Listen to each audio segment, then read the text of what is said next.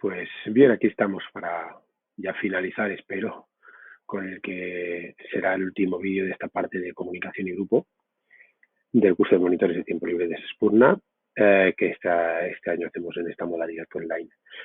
Bien, pues hoy os quiero hablar precisamente de eso, del grupo, que entendemos por grupo. Antes de hablaros de los distintos estadios por los que pasa cualquier grupo, una pequeña definición. ¿Qué es un grupo? Un grupo son más de 3 personas, para empezar. Tienen que estar en situación de poder interactuar, si no, no hablaríamos de grupo. Por ejemplo, un estadio de fútbol lleno de gente no es un grupo, no, por lo menos desde nuestro punto de vista, porque no interactúan entre ellos, ¿vale? Están allí todos juntos berreando, pero no todos pueden interactuar con todos, ¿vale? Para que un grupo sea grupo, todos los miembros tienen que poder interactuar entre ellos.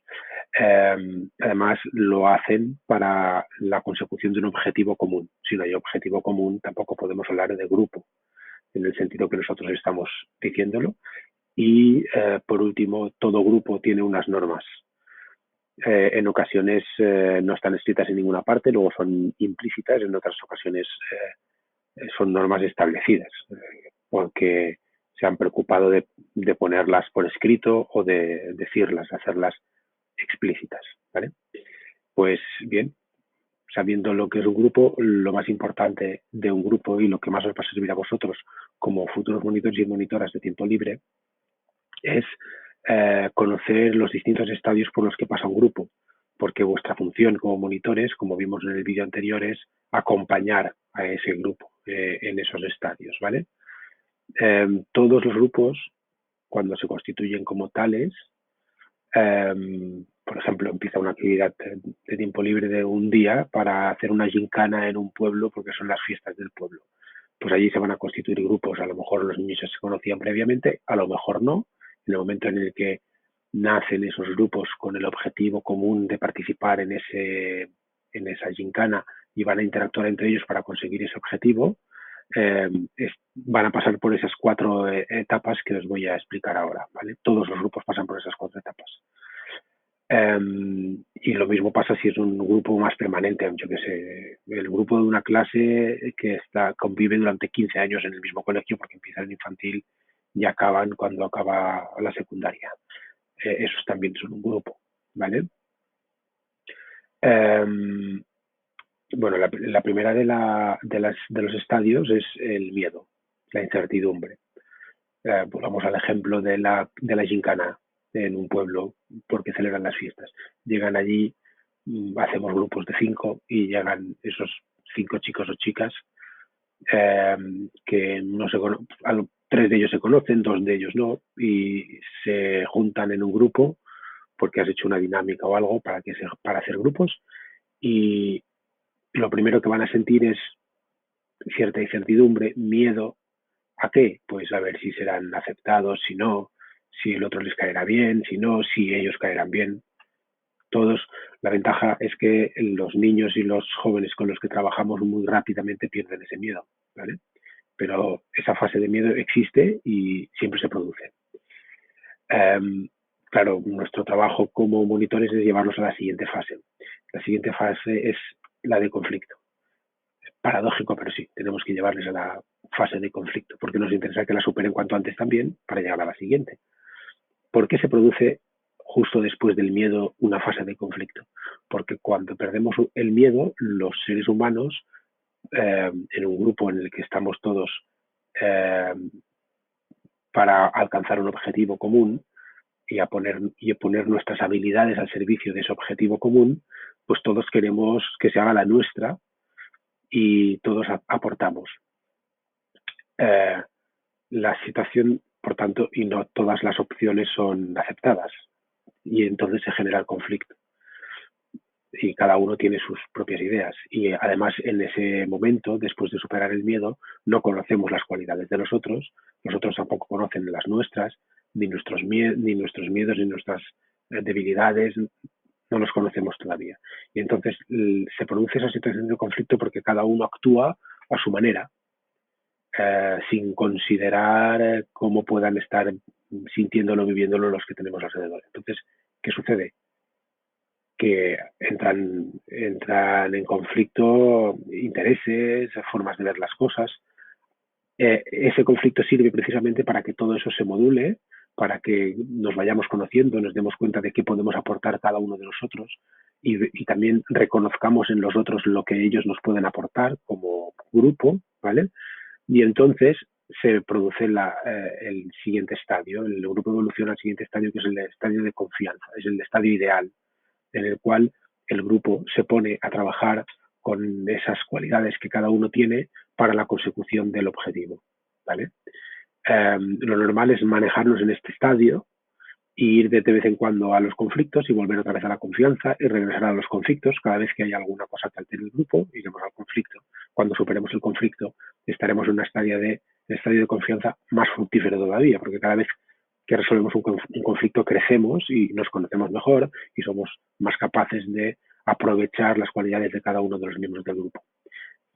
Al final, cuando se consigue el objetivo, se produce el fin del grupo. También se produce el fin del grupo cuando, por las circunstancias que sean, el grupo cambia o desaparece. Cambia cuando, si es un grupo reducido, le cambias un miembro solamente y ya es un grupo distinto, porque establecerán allí unas dinámicas ya distintas y volveremos al estado de miedo, pasaremos por los conflictos, la confianza. Si se acaba la actividad y hemos conseguido el objetivo, también acaba el grupo, ¿vale? Bueno, estas son las 4 fases. Papel del monitor, acompañar a los grupos en estas 4 fases e intentar que se mantengan el máximo de tiempo posible en el estado de confianza y mediar cuando volvemos al estado de conflicto para superarlo y que volvamos a estar otra vez en ese estadio de confianza. Bien, dentro de los grupos se establecen una serie de roles y eso es importante saberlo. Os podéis encontrar, si buscáis por ahí por internet, veréis infinidad de teorías sobre esto y veréis que muchos los clasifican con unos dibujitos. El pelmazo, el líder, el facilitador, el no sé qué. Hay infinidad de roles y es así. Tantas personas, tantos roles puede haber, ¿vale? Porque todos somos diferentes. Pero a nosotros nos interesan algunos en concreto. Mirad, aquí tenemos 4 tipos de roles. El líder, el rol de liderazgo. En el otro extremo tenemos el desplazado, esa persona que marginamos, ¿vale? O el marginado. Y luego tenemos los seguidores y algún que otro independiente. Todos los grupos más o menos se establecen estos cuatro grupos. ¿Qué es lo que nosotros debemos tener en cuenta? Bueno, sobre todo gestionar desplazados y liderazgos. Los desplazados, evidentemente, no deberían existir en el grupo, aunque siempre los habrá. Siempre hay alguno que no encaja, bien porque no quiere, bien porque sabe hacer menos cosas de las que se piden en ese grupo en ese momento, por el motivo que sea. Porque los demás hacen el vacío. Entonces, muy importante el papel del monitor como aquel que reconduce la situación para que esos alejados, desplazados, marginados dejen de serlo. ¿Cómo? Pues la manera es gestionando los liderazgos, ¿vale? Porque fijaros, todos los miembros de un grupo, cuando están en alguna de nuestras actividades, deberían tener la ocasión de ser líderes en algún momento, porque todos servimos para algo y, por tanto, nuestro papel como monitores es gestionar esas cosas que vamos a hacer y proponer actividades en las que todos los miembros de nuestro grupo, de chicos y chicas con los que estamos, puedan optar a ser líderes en un momento dado, es decir, hacer algo que ellos sepan hacer mejor que otros o sencillamente darles un papel dominante en la dinámica que establecemos, ¿vale? Y eso hacerlo de manera rotatoria para que todos pasen por ahí. Y en las dinámicas normales del grupo, que suelen suceder cuando les damos tiempo libre en los patios, tal y cual, ahí también vigilar mucho que no haya ningún marginado, hablar con el resto del grupo para que acojan a todos, etcétera, ¿vale? Es importante eso, darles protagonismo a todos y procurar buscar aquellas cosas que el más desplazado puede hacer y asumir de vez en cuando el papel de líder. Y luego está el tema de gestionar los liderazgos. Los liderazgos nos pueden ayudar, están ahí, y muchas veces hay más líderes en el grupo de lo que somos nosotros mismos como responsables del grupo.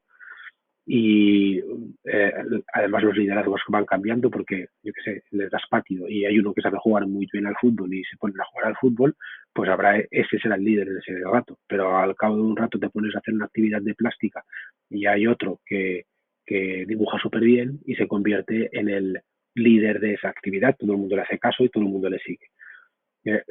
A veces sucede que una misma persona lidera varios aspectos importantes y se convierte en el líder absoluto del grupo. Ese conviene que lo tengas de tu parte y que además procures que sea una persona que trate bien a los demás, etcétera. Que le vayas enseñando también a cómo ejercer ese liderazgo de una manera positiva. Bien, como os decía antes, todos deben tener la posibilidad de ser líderes en algún momento. Luego hay el tema de las normas. Todos los grupos tienen normas. A veces son implícitas, es decir, no las ha puesto nadie sobre la mesa y sin embargo existen porque todos los grupos actúan de determinadas maneras. Por eso sucede muchas veces que en un grupo grande, en el que sea, una clase por ejemplo, hay a alguna persona a la que le hacen bullying, porque allí se ha establecido, sin que nadie lo haya escrito en un papel, se ha establecido una norma que consiste en machacar a determinada persona y también en alabar a aquellos que se ríen de él y que, ¿vale? Y esos son por los mecanismos internos que se generan dentro de un grupo y muchas veces es muy difícil desenquillarlos e intentar que esas dinámicas desaparezcan, porque eso supone hacer explícitas esas dinámicas y establecer otras normas. Y bueno, hay un dicho que dice la costumbre hace ley, y cuando un grupo se acostumbra a hacer las cosas de determinado modo, eso se convierte en ley, se convierte en norma y es muy difícil luego cambiarlo, ¿vale? Bueno, las normas, las implícitas, son aquellas que nosotros no controlamos, no dependen de nosotros, son las que se establecen en el grupo de forma natural, pero tenemos que vigilarlas y si es necesario tenemos que hacerlas explícitas para poder tratarlas con el grupo y resolverlas si esas son injustas o están generando algún tipo de conflicto. Y luego están las normas explícitas, que son aquellas que acordamos entre todos o que como monitores nosotros imponemos si es necesario imponerlas, porque hay algunas normas que no se pueden negociar. Pero siempre funciona mejor la parte de negociar esas normas y entre todos establecerlas, ¿vale? Esas normas deben tener, además una serie de características, ¿no? Tienen que ser unas normas que sean sencillas, que sean claras, que sean pocas, que además estén expresadas en positivo. Antes de decir no se puede hacer tal cosa, es mejor decir debemos hacer las cosas de este modo, es decir, hablar en positivo. Luego, toda norma tiene que tener sus consecuencias si no se cumplen, ¿no? Si establecemos unas normas que luego da igual si se cumplen o no, pues no son normas y lo único que hacen es perjudicar al grupo en lugar de favorecerlo. Entonces, las normas, cuando se transgreden, deben tener unas consecuencias y no pueden ser consecuencias positivas, pero tienen que ser consecuencias equilibradas, proporcionales, justas, y en el 99% de los casos, si se puede, deben ir encaminadas a reparar aquello que se ha hecho mal. Si alguien tenemos la norma de tener la clase o el espacio en el que utilizamos ordenado y alguien es desordenado o lo desordena constantemente, sentarlo en una silla o excluirlo del grupo no es un castigo adecuado. El castigo adecuado o la sanción adecuada sería ordenar, ¿vale? Reparar aquello que no ha hecho correctamente. Y ya por último, me queda menos de un minuto, está el tema de la resolución de conflictos. No os voy a hablar del tema de la resolución de conflictos, os voy a pedir una tarea. Os voy a decir que para mí lo más importante es que ante un conflicto, independientemente de la técnica que utilicemos para resolverlo, tenemos que dar siempre alternativas. Aquí tenéis unos ejemplos. Y esa es vuestra tarea. Vuestra tarea es buscar alguna dinámica de resolución de conflictos y explicármela, la que vosotros consideréis y encontréis. Bien, y hasta aquí hemos llegado hoy.